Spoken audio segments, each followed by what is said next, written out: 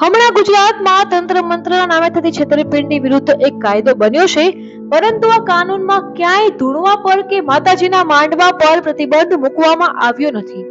વાસ્તવમાં બધા ધૂણનારા લોકો જ પાપનો મૂળ છે, પરંતુ હજુ ધાવણ જ છૂટ્યું ના હોય તેવા શિશુઓથી લઈ જેના બે પગ કબરમાં હોય તેવા ભાભાઓ ગુજરાતમાં જબરું ધૂણી રહ્યા છે.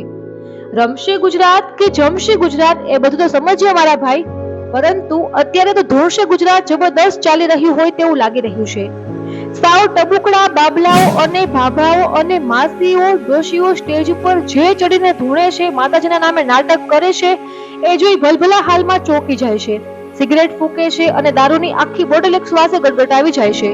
ત્યારે સાચે અહીં એક સવાલ થાય છે કે આપણું ભવિષ્ય કયા માર્ગે જઈ રહ્યું છે?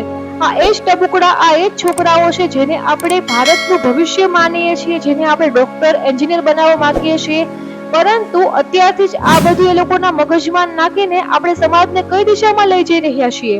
જો અહીંયા એક મુદ્દાની વાત કરીએ તો રાજકોટ જિલ્લાના એક ગામમાં ભુવાઓનો જબરો ત્રાસ હતો. ત્યારે સરપંચ સુધારવાદી અને અત્યંત માથાભારે તેમણે જાહેર કર્યું કે હવે કોઈ ભુવાના પૈણમાં માતાજી આવશે તો હું એને સાકરથી મારીશ. જે બાદ હવે કોઈ ભુવાને માતાજી ખરેખર નથી આવતા. ત્યારે તે વાત પરથી સાબિત થાય છે કે ઘણા કેસમાં ધૂણું એક તુચ્છ ધતિંગ છે, એમાં કોઈ જ વાસ્તવિકતા નથી.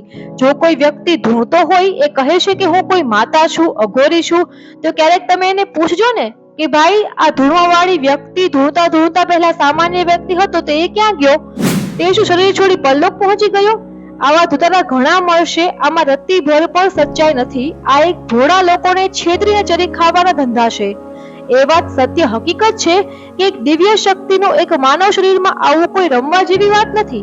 તેના માટે જે તે વ્યક્તિની લાયકાત હોવી જોઈએ. અને જોવા જેવી વાત તો એ છે કે પૌરાણિક કાળમાં જે ઋષિઓ થઈ ગયા તેમના શરીરમાં કોઈ માતાજી કે પિતાજીએ ક્યારેય પ્રવેશ કર્યો નથી, પરંતુ આ તો કળિયુગ છે.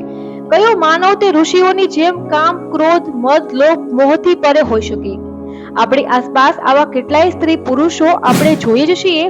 તેમાંથી અમુક સીધા સાદા અને સ્વભાવે એવા ભોળા જે અતિશય ભગત પ્રકૃતિના હોય. ક્યારેક ક્યારેક તેઓ આવી અનુભૂતિ કરતા હોય છે જેમને લોકો માને છે કે માતાજી આવ્યા, પણ આની ઉપર એક અભ્યાસ પણ થયો છે.